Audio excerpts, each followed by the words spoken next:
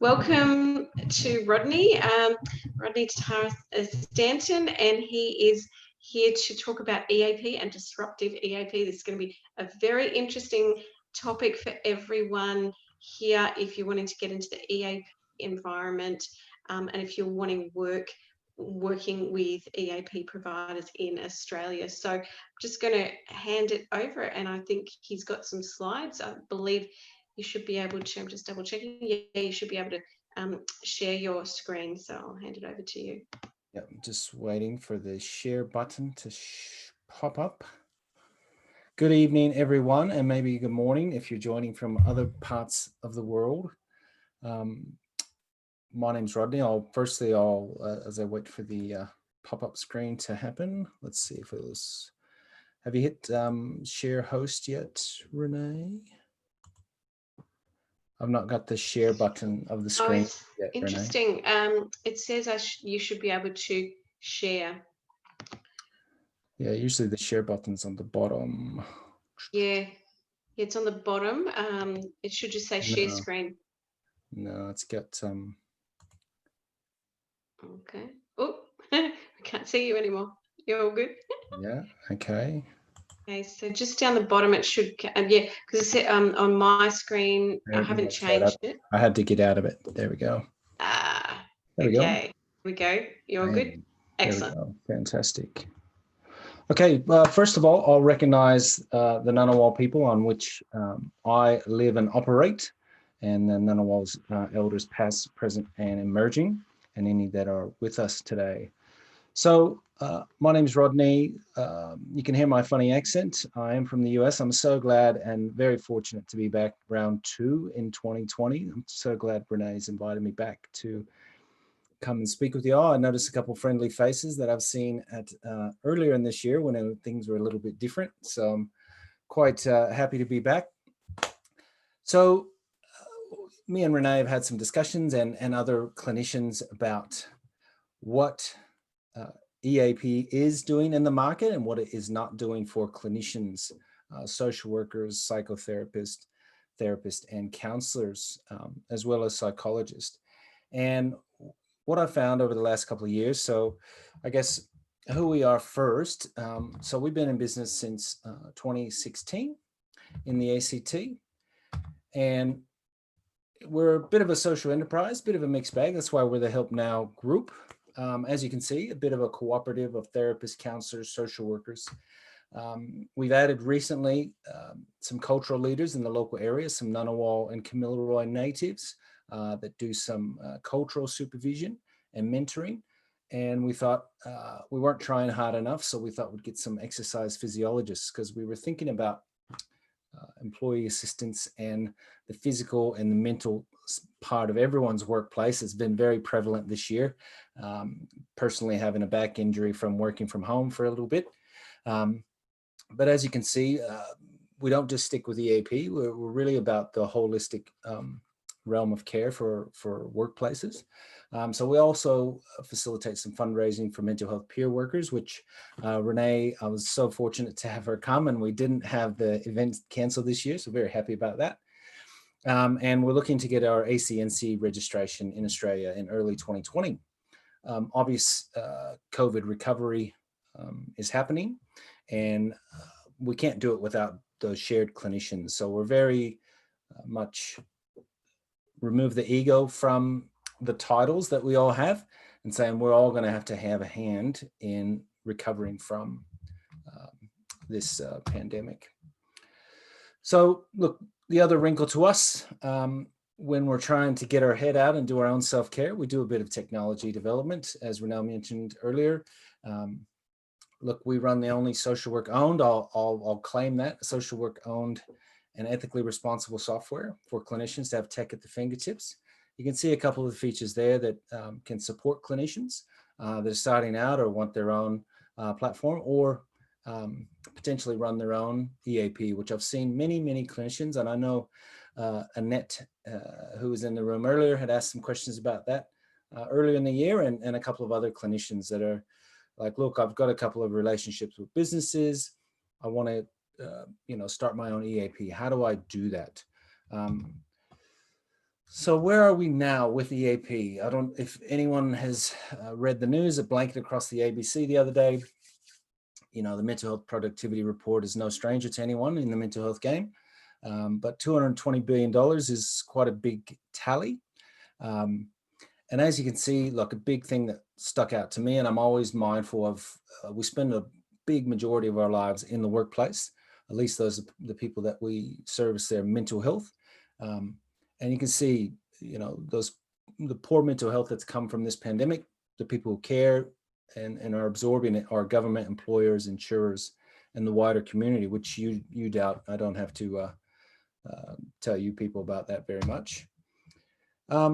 So when I was getting into the EAP land in 2016, I'd been doing private practice, and I thought to myself, and I'd seen and worked for big national companies that were considerably taking large margins, 50, 45% of the hourly take home for clinicians like yourself. And I thought to myself, well, that's unacceptable. One, because I'm huge on community ownership. My dad ran his own sole trading business, window glazier. So I've seen that kind of frontline, trying to cut down those overheads, trying to make sure that we actually are getting the service to people and able to put food on the table. For me, obviously, they did okay. I've got a big belly, so that's how those things worked out for me, luckily. But when I was unpacking it in this national EAP provider, I thought, okay, I just really wanted to get down to the nitty gritty of those clinical costs. I was just kind of moonlighting and dibble and dabbling in private practice before I started management of that EAP and doing some other social work things.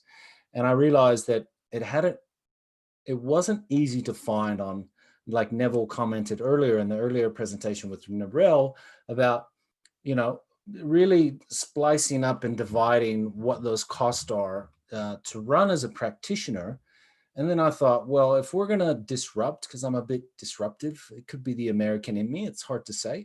How do I further unpack that for clinicians that oftentimes they get their 2 years out of uni, they've done some placements, they're operating, and big, bold, big nationals are constantly paying for Seek ads to come be an EAP clinician, come see how it is. And someone who actually presented earlier in this year's conference mentioned just the absolute meat grinder that they were being put through, being part of those EAP environments, and being a contractor or being an in-house clinician, and kind of the conditions that they were exposed to. So it made me think, well, what tools do clinicians need to unpack that a little bit more so they know what they're getting into if they're a private contractor with these EAP clinicians or with these EAP big nationals?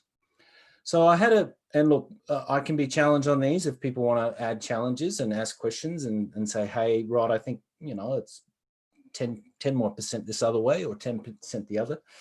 This is just something I've seen in conversations with people who did contract work for Benistar, Davis and Trahair, Access EAP, and a couple of others that, and rightfully so, they've been registered with us since 2016 because probably they believed in the mission a little bit, but they also knew and were sharing with me openly about where and how much those big nationals were paying their hourly rate. So I thought, you know, as you can see the chart here, it really stuck out to me when someone said, I'm getting about $90 to $110 an hour to do some contract work for EAP. Then knowing from the inside that's actually a $220 to $260 job. APS rates currently say on minimum, it's $260 an hour. So national EAP companies can absolutely sting any small, medium, large business $260 an hour because that's the rack rate, and they're big nationals and they're not really fussed about it. So as you can see, it's kind of a breakdown of, like Neville mentioned earlier, you know, running your website. I mean, that's time, that's money and resources. Narelle obviously touching on marketing and those costs that come into it. And another thing is that room hire that can really start to chip away on, yes, I can get into working under a big national and do contract work, but what are the real costs? And these are just some costs that I generated in conversations with about I think we've got about 24 current partners on the Help Now system.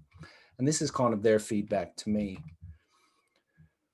All right, so clinicians on the line at the moment, and Renee, you can tell me if they put it in the chat. I'm trying to make this a bit bigger, but the other thing for me is, yes, there's the cost, but what's the moral cost? What's are they actually providing a good platform for you to deliver service? And this is another reason I really want to disrupt and make sure that we hold them accountable. And if it has to be, we all have our own EAP and service and buy local. I think COVID taught us anything is given a quality service, make it local, and make sure that we've got that resource. And when is cost of staying professionally? Yeah, that's right. Professional indemnity, absolutely correct. And we'll talk about those professional minimum standards, absolutely. And what I saw when I was doing some research on EAPs, the big nationals that some of us have worked for or might consider working for, is even the EAPAA, which is the national association. It's not really a regulator of EAP.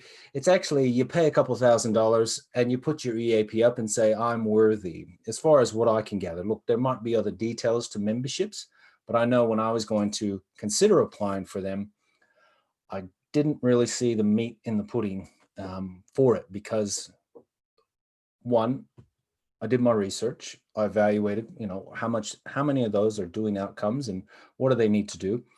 And even their own research said that 60% do not have efficiency measures, outcome measures, to actually support them to produce better mental health outcomes for our clients. As a sole trader, there is no doubt a greater mission than to move people beyond their struggles and help them through their journey and get their cup full again.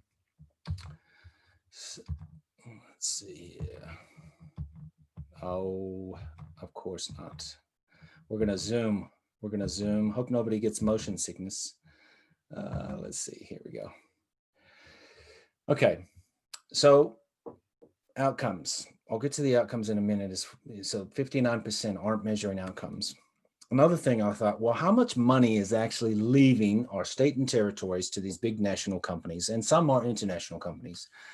And when I did a bit of a data poll, as you can see, 14% of all public sector employees, Canberra, there's a couple of public servants around, 14% utilize those EAP services. $51 million, 51 million went to big national providers between 2013 and 2018. Because what do you need to operate within the public service as an EAP provider? You need to be a tender provider. You need to rub elbows with an SES1 or related to be the approved panel provider and have the know-how of when those tenders for EAP come up to provide. So one of the things I wanted to let everyone know, if you do want to start your own EAP and you want to dabble in the government service, $51 million, having a slice of that pie is not a bad little arrangement. Some of you may have done some of that work, but how much did you get? I think we looked at the cost earlier, and the slice of the pie gets pretty small. The reliability, a big thing for me. Someone said to me when I started my EAP in the ACT, they said, Canberra doesn't have many clinicians. I put a Gumtree ad out at 10 o'clock in the morning on a Saturday. And I said, is there anyone that would like to join this cooperative EAP? I had 6 therapists by the end of the day, PACFA and ACA. And when I talked to the Chamber of Commerce, I said, hey, they said, oh, it's hard to get mental health practitioners. I said, my data might be a little bit different than yours. And what happened, what I've seen, the reliability is not there. You got big nationals taking too big of a cut. And what happens? They don't invest. They don't pay those membership fees like Renee said, and or like Neville said. And what happened is clinicians weren't showing up. The people, had a call from New South Wales government employee. Luckily, their partner was doing some small EAP work with us. They had a small little boutique business, and their partner had a New South Wales government agency. I'll just put it in that way to not put them out there any more than I should. But they said they attempted multiple times to get an EAP provider through this New South Wales government agency. The EAP provider didn't show up, didn't answer the phone. They call us because their company had EAP with us. And guess what? The clinicians were available the next day. So it really, really, a big mission for us is there are clinicians. I mean, perfect example, Albury Wodonga. Albury is a tiny little town, comparative to Canberra, we'll say. There's 12, as far as I know, it's probably grown and probably more, just 12 ACA counselors in that area. I didn't get data on PACFA. I didn't get data on ASW in that area. I didn't get data on APS, but 12 in a very not so big town that would be able to service any number of those government contracts. Again, the reliability, and everyone in this room knows that when the reliability is not there, people are hurting mentally and don't get services. And these big nationals and government bodies that pay for the EAP don't have another way. Okay. So I had a bit of a background, kind of what drives us and what EAP means to me and what disruption means to me. So what are the models out there? If you're considering running your own, maybe you do live in Albury Wodonga and you're thinking, hey, Rod, look, let me do my own. I want to do my own. Yeah, no problem. There's a couple of different options. I'm happy to talk about questions and nitty gritty of each one of these. Some of them are self-explanatory, but you can really set up EAP and have your process. It just depends on your lane of your business. Again, the online space absolutely blew up. We've added UK and US counselors. So there you go, bang, you got 24-hour EAP services in those collectives and consortiums that you are already maybe went to school with, maybe had connections with, that are currently doing practice. There's no reason that you can't create your own co-op and support your local community in an EAP fashion. And we'll get to a little bit how you can structure that and some tips and tricks that can help you nudge your way into the market, get that money back to the community that needs it the most, particularly in the COVID recovery. All right, so what can you do? I mentioned a little bit just now, speak with your colleagues, friends, you're doing some peer supervision, you're doing groups of CPD, have a chat with them. Say, look, how many business owners do you know? How many business owners have a COVID relief package? How many small to medium have mental health supports for their staff that had to access JobKeeper? Well, that's where it's a really good opportunity for clinicians, whether online or in person in your local community, can actually be there and say, we've actually got resources. They're keeping your costs low.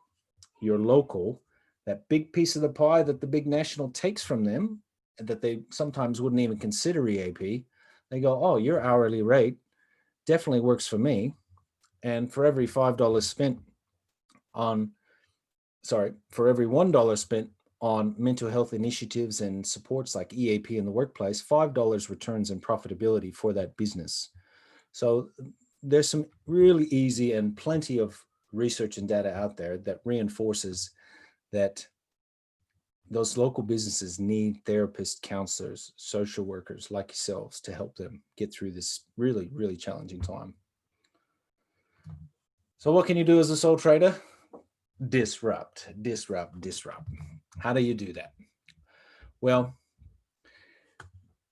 there's those average overheads, leaving every session. So it's really having a cohort. And I think slowly as clinicians have recognized that our focus isn't taken away from their current EAP contracts. And it's not a measure of, if you're in a position and that's your only income, then by all means, keep your income. But make sure if you want to have your own and want to run your own race and run a cooperative with colleagues of yours, make sure they don't have those restraint of trades. that some of them might have. I know we don't have a restraint of trade. You run your business and be available for the community. There is no other real way for us. So, as we kind of spoke about earlier, really champion that local money going in the local community. So how? Step one, cultivate your marketing plan. I know Narelle was digital marketing and planning that. The partners on the EAP program, we use a marketing builder by the International Brumbies marketing team that used to facilitate all their marketing internationally. They've given us a super quick toolkit. It's about a 2-hour job, and really cultivate your marketing plan about where your lane needs to be and where your money needs to be, like Nabel was asking about earlier. Cultivate your marketing plan. Make sure the EAP fits with where you see yourself in 5 years, as far as, is it speaking to your values? Obvious, COVID's made it really easy to hunker down in our own shell and actually maybe not get to all the local business council networking meetings, innovation networks, business development networks, which is not always a natural thing for mental health clinicians.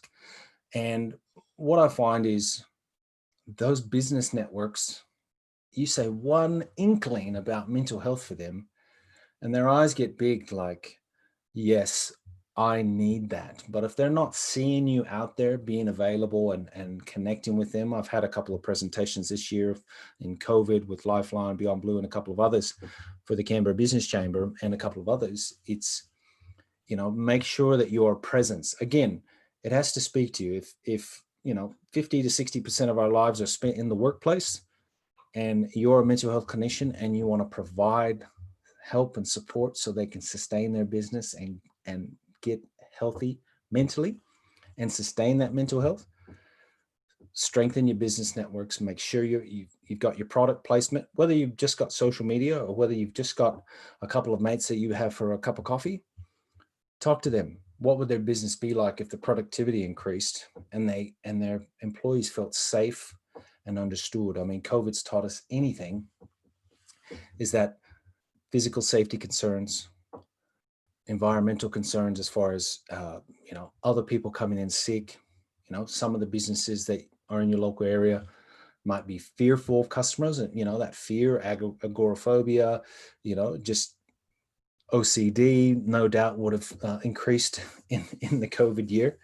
So really, start having those conversations with those business networks around you and just say, hey,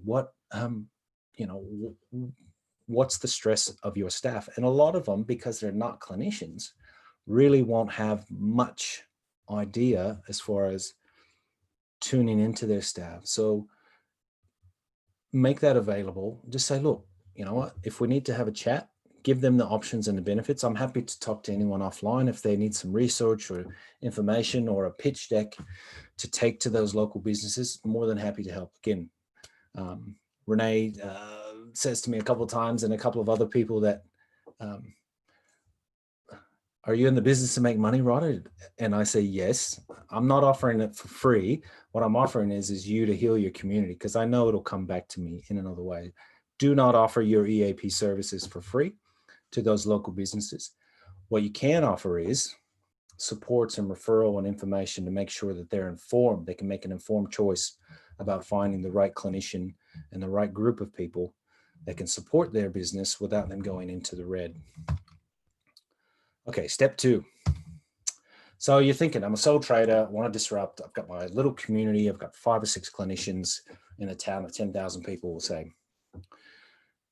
On average, they say about 200 to 300 staff. Obviously, there's a bit more research on public servant data as far as how many staff are in a business or in a cohort of people that would access EAP. It's about 15 to 20% utilization, which means of the 200 to 300, you want to think about, well, how many will actually be accessing the service? Look, they can say it's from 6 to 9 available clinicians. Doesn't mean you need that big a group. But like I said, there's already other collectives out there that I'm sure if you ask them and said, hey, how much is Benestar stinging you for? And I say, oh, look, I'm getting 110. You say, well, Benestar is charging 250. What if 5 of us get together? I mean, you get a 50% increase in your profit straight away just by talking to those businesses and saying, hey, how many staff do you got? We've got a good handful of clinicians. Let's hash this out and make sure your staff are safe and mentally well taken care of. Again, in the EAP land, Renee said it earlier, making sure, however you present that presentation to them in a system, how they're going to access it and consider, okay, we know the big nationals got big money, their apps aren't that great, but we know they got big money. How are we going to make sure it's appealing to the customers? They can access it. When can they access it? After hours, direct message, phone call. So it is, kind of having a thinking with your cohort going, how do we make sure if I've got 7 people in the room now, how am I going to make sure Nancy's available, Kirsten's available? We know Annette's going to get some referrals. Neville, he's already got too much work going on, so we might give him a couple, and Renee's ready to go. It's, how can you synchronize them to make sure you have one entry point by the business and those employees, and you as a collective can respond effectively to them. So it's having some considerations about that. And again, if it's 10 employees and they go, look, can I just have 1 counselor, 2 counselors? That's when you just need to make sure that you can work that out and make sure it works for them. Because every single business, just like a single human being, is going to need something different from an EAP service. And you might offer it. Again, that's why we've brought forward the cultural directors and exercise physiologists to make sure whatever spectrum they're looking at, they might have some RSIs, some repetitive strain injuries.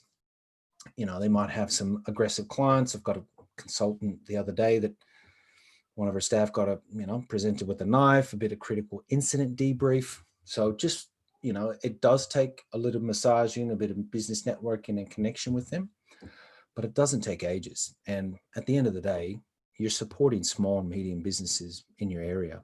So if that's energy for you, then EAP is not maybe your game, or building an EAP business is not in your wheelhouse. Again, obviously having those legal documents for servicing the customer. Again, it has to be customized. You can have some templates. When we use a couple of templates that we use, but more often than not, we go, hey, how many staff do you have? And they say 250. We say, okay, does this meet the brief on what you actually need? Yes or no. Okay, if they say no, what do you need to amend it? So being able to present it to them, let them fumble around with it. Obviously, EAP policy, maybe they'll have a supervision policy, maybe they'll have a physical wellness policy, which you don't have to have wellness. I mean, there's a head of a couple national organizations that when I was scoping for my EAP program, they said wellness programs don't work because people aren't sure they're unwell enough to go into a wellness program. So you need to talk to them about some legacy building as far as practicing what they preach in the mental health landscape of their employment and as a business owner. Again, some of these businesses may or may not have an HR person. It's really just sitting down with them. Again, if you want to have a chat offline and have these discussions, more than happy to give you my feedback. Or if you've approached a couple of businesses already, you say, hey, Rod, this is kind of what they're saying. Look, just shoot me a message. I'm happy to help in whatever way I can. Why not succeed? Again, there's plenty of resources out there. You don't need to do it alone. I'm very, community oriented. I'm happy to help clinicians and rising stars in the mental health industry. A big thing for me, and Renee's asked me a couple of times, where are you paying the bills with this?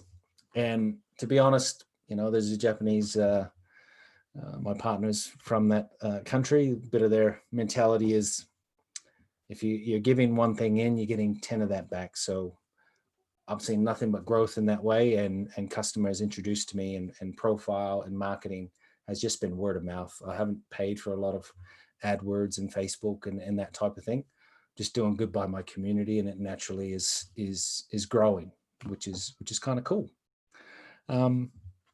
That's probably not an hour, Renee, but more than happy for questions. I think there will be questions. Disrupt, sure. Just wondering if people had questions. I do, Annette speaking.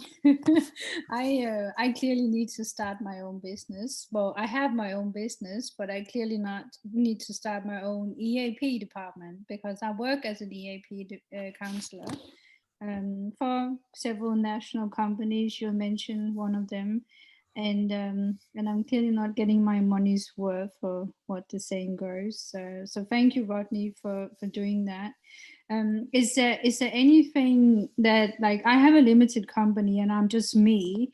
Is there anything I need to, like, really make sure that I do, like, the basic I know there's probably a 3-step process like you mentioned, but I don't want to sell myself short, which I clearly am. Yeah, look, I think, do you have a couple of businesses in mind that have spoken with you about needing that support? Or I haven't reached out to anybody. I have looked at tenders online on the link you sent me a few months ago. Yep. But I haven't actually reached out to anybody because life has been COVID busy for many reasons. But yeah, but it's definitely something that I want to do after listening to you. Yeah. yeah, look, I have a few in mind, and okay. going through this talk, I do have a few in mind. Yeah. Well, because you're in Brisbane, yeah? Yeah, I'm in Brisbane. Yeah. I think we've got 4 or 5 clinicians. I know we've got some in Robina, Brisbane City, and I think 2 others in another place up there, and yourself, of course. Look, I think, can I say that I'm fully prepared for everything that business wants? Probably not. Okay. I mean, look, some of them, I've gone in with an EAP pitch and they said, what are you doing workers' comp land? And lucky for me, I've done a lot of occupational rehab. And I think it's just going, where are they at? I'm very much of the mind that when you know, as you're ready to do that, is just say to them, this is what I can do. And when I can't give it to them or produce for them, I'll refer them. I'll just say, look, here is some other places that you can get support in those areas. And I think, look, I've been very fortunate. You know, some need bookkeeping support because finances are through the roof. So that's why we partner with a bit of a bookkeeper, still keep a marketer really close, and keep other things, because I know they can't pay for my EAP if they can't pay the bills. They're not getting customers. They're not getting that other stuff. So, you know, I guess, and knowing, and make sure you know as much as possible about their business. So do your homework, and do your homework on what's available around them, and just ask. You know, it's sometimes it's as simple as you know, what do you need? Okay, so, that's good. Yeah. Thank you for that. Yeah. Yeah, sure. Great question. Any other questions? It's actually really timely, Rodney, that you're bringing this up, because I'm in negotiations with an organization at the moment to do some EAP work, and it's trying to navigate it. I've got 2 other organizations that I'm already sort of on their books to EAP stuff, even though there's not any regular work coming out of it. And the model that this particular organization is asking for is quite different. So the previous organizations were very much about fee for service. It's like a specific thing, you do the invoice and all that kind of stuff. Whereas this one's saying is like, we want to purchase a block of sessions. We want to purchase a block of sessions ahead of time, and then we can just funnel people. And I'm sort of having to work through all the logistics of how does that actually work its way out, and what are the issues, particularly as I am connected with that organization in a volunteer role as well. It's like, oh, I've got some ethical stuff flagging with the organization. So I may have to step out of the volunteer role to be able to do this service for you, so that I can actually keep the space safe for the people that you're sending my way, or the people who are going to contact me. And it's been very interesting. I just drafted a memorandum of understanding to start to clarify exactly what I'm going to be doing and how all the logistics are going to work. And sort of some of the things I'm having to think through is like, how are people going to contact me? What kind of reporting is the organization going to get from me about what's going on? We've already had conversations around that, about the confidentiality, but yeah, there's that. How do the payment processes work? I mean, down to the nitty gritty of those kind of things, it's just kind of like, I don't want to leave things to chance, because it's like, if they're not talked about, they won't get done. Yeah. So it's sort of fleshing out all those details. Sounds like my 2016 headache. Well, that's fantastic, and hopefully you guys are successful. So, because it's worth the effort, I guess, if I could say anything. Yeah, it's just interesting that the process seems to be different for every organization, and as you're saying, customizing it for them is what's important, and it takes time. And so they're saying, oh, we'd like to start straight away. It's like, no, we want to get it right first. And make sure that we're not going to set ourselves up for failure in one way, shape, or form. Yeah, and look, I think I'm very much of the mind that build the hot dog stand just enough to fit your body in it, and then once the demand is there, that pushes you to grow is probably would be my advice.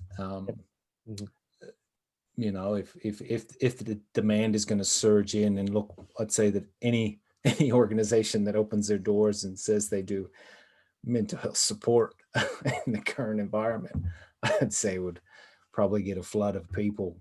So I think you're spot on in understanding your limits and the serviceability limits of clinicians that be servicing alongside you. Make sure they're ready and they have capacity for sure. But yeah, look, we do a couple of things. Like we do some bulk for the small ones, and we do it on there's no expiry date, because most of ours they're some a couple of non-profits and a couple of small for-profits, but for me it's I want them to use the service and benefit from it. So we do bulk bill, and they just say, look, they don't expire. There's no reason for me to say, oh, it's gotten 12 months down the track, you've only used 5, this is going to expire, because they paid for the service and it's not costing me any money for those extra sessions to be on the books. And others we've charged considerably more, because they were a big company, and it's accessibility. Can the tech handle it? Again, the booking, the live chat, the video conferencing, the invoicing, the appointment software. It can add up pretty quickly. I can say that as well, combining them all. Sorry. Yeah, sure. Just listening to you, what you and Nivel was saying, that in your experience, if you go for small, medium-sized businesses, do they prefer a fixed fee contract, or do they want more flexibility, or do they buy in like 50 hours sessions for the financial year, or how does it work? The feedback I've got from the ones I've approached, at least for the ones that had the big nationals, they sting them with a pretty big national retainer, and that's, some of those have a number of sessions that they get for that big retainer, but for the most part, those businesses would go beyond those technically freebies or part of the establishment contract. Early on, I did have a kind of an establishment fee, like very first contract. I've had a couple for a couple of years now. And was I going to charge them another establishment fee? Probably not. if they needed other resources for me to develop their EAP policy, communication with staff, and reinforcement. And I guess it's really how much you're going to service and valuing your time. Like I was saying earlier, it's probably asking them what would work for them, and what would they consider. And if they say, oh, look, if they hum and ha and say, no, I wouldn't consider that. Let's say, what would you consider? What would work for you? For contract management, serviceability, some need injury management consult. I guess it's just working out how much time they're going to take. I actually feel a little bit like a fool now, because one of the companies I work for, they say, oh, the client have 6 sessions, right? And then I can apply for an extension if needed. And then I apply for the extension. I get an email that they got the extension, but then they also say, please contact the client and set up a new session for them. So I'm the one who has to do all the work, but I'm not actually getting paid for it. And now with what you were saying, that's just ridiculous. Yeah.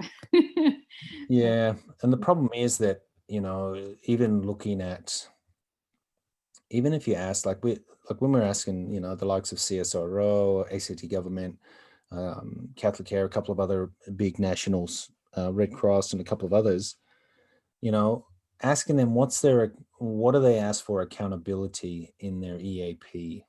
And I think ours, that's why we built in kind of an algorithm as far as clients can actually track their progress and their ability to be in the workplace and be productive and grow.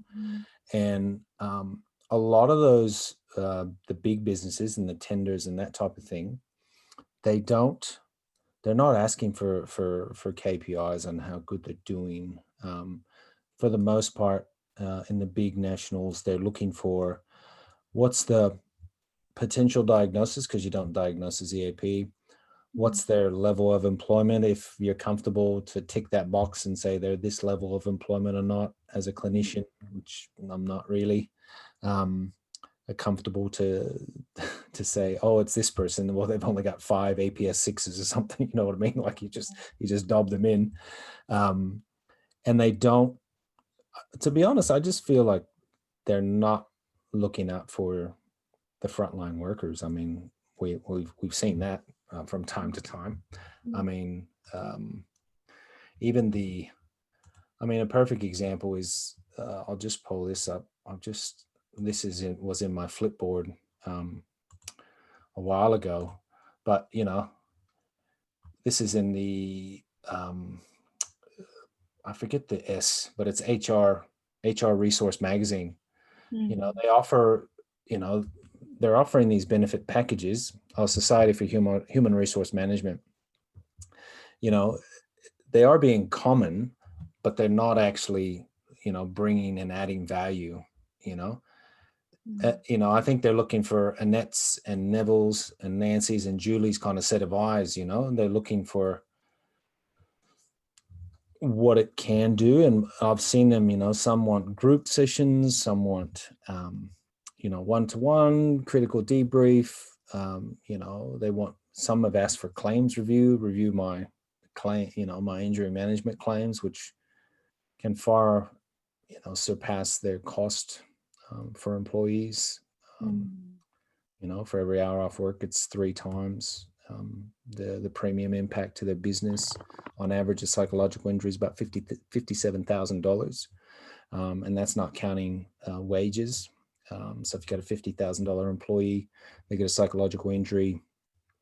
If they're not returning to work, they're going to be their premium impacts 3 times that. So it's about $150,000 each year for 3 years for that business, depending on the size of business, of course, but most of the time it's threefold. So they've gone from a $50,000 employee a year to a $450,000 liability for 3 years for their premium. So there's big numbers on the value of it. But again, you just don't have those those frontline workers going, hey, I mean, that's part of that petition that I'm circulating. And I spoke with actually Minister Andrew Lee the other day on their town hall about it. And I just said, you know, that's great that you have these health hubs and these online mental health check-ins for businesses, but it doesn't make meaning of the EAP in the workplace. It doesn't make meaning that if you're a lawyer, which we've had a couple of legal firms consult with us, they're not thinking about mental health every day. And that's a real challenge, I think, across the EAP landscape, is what's going to make them practice regular mental health, just like therapy, like we all would want for our clients. They need to continue to practice being aware, working safe mentally, and that type of thing. Yeah. Yeah. Thank you for that. Yeah. No, that's all right. Plenty of discussions, and I think you know, part of that, you know, you and I spoke about some tender stuff earlier in the year. What I've seen, a barrier to entry as well, is a lot of us private clinicians get our party limited, get into practice because we need to pay the bills, and we don't necessarily want to give away all of our profits. But we're looking into a bit of a consortium from January to register under the charitable register, which a lot of I know ACT government and New South Wales Council, if you have that publicly listed company by guarantee or other DGR status, we're hoping to really make it a tax offset for businesses to have mental health resources in their area, because. But you see, then it would make sense to get paid less because you were giving back to the community, to the ones who really need it, instead of just giving it to a company who's putting it in their bank account. So. Well, and if the business owners can use it as a tax write-off, you know, it's just a triple win. The frontline workers, higher productivity, their business is less out of pocket, and you know that's why we kind of, you know, and they're working with a charity to keep their staff mentally well. So yeah. Let's see. I've seen the chat pop up. I'm curious. That's a good question, Nancy. Very good question. I work from home as an EAP counselor online and on the phone. I haven't seen anybody face to face in the last 6 months. So I think it's a good idea to start online for sure. Yeah, look, you know, it's a great question, Nancy. And I think, look, I've been doing some work with some veterans lately as well. And by and large, you know, I know this is Australian Online Therapy Trainings Conference, Vision for 2020 Conference, Renee's conference. And I think it can be done, Nancy. I really do. I think the big thing for me is if I were going to promote, like Narelle was talking about, having Google My Business and be an online EAP provider, I think the bigger issue is, are you recognizable in the community? Do you know the community resources to be able to refer and connect and make sure that you've got that grounding in their area? Obviously, there's ways to do that if there's digital people across the landscape, across the world, that are servicing the EAP. But I think, you know, I guess on how you promote that business in your availability, what you're capable of, and how you're going to look after those local employees, if that's the only way that they can get help. Obviously, it can reduce service charges. Obviously, the room hire, you know, not taking a clip from the big nationals if you are doing it at home. I mean, you know, and that's got that kind of worked out and saving a bit on her budget with that one. But I think it's, look, business owners, the Aussie handshake, I think it's hard to say that, but you really have to be in front of them, keep having the guts to keep showing up, and be available before they go, oh, that's a great idea, I'll engage in an EAP. Oh, I see that they're still doing good stuff. Oh, I might consider it. Oh, that's a great idea. Oh, I'm going to do it now. I feel like is the thought process for Australian businesses, but I would agree with you, Rodney.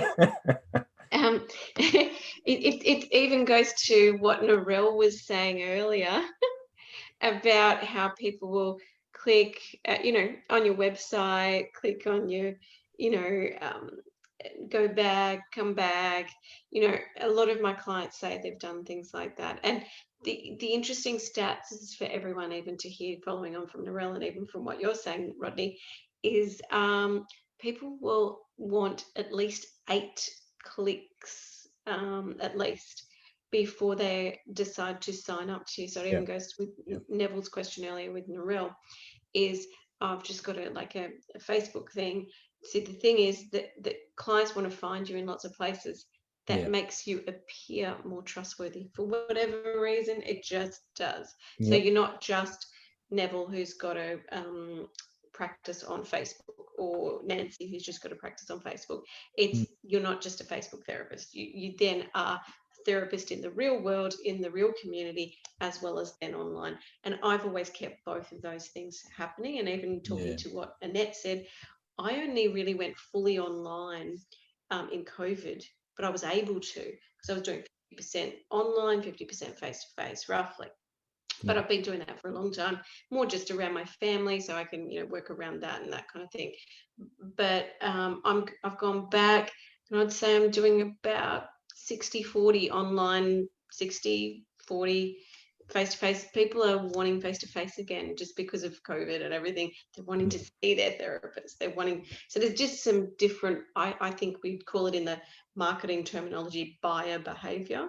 So, but the consumer behavior, the buyer behavior, the perspective of them, in terms of they're wanting to go, oh no, I don't want to do more online. I'm sick of that. So there's a number of people saying, I'm sick of it, even though I can talk them into it and all that kind of jazz.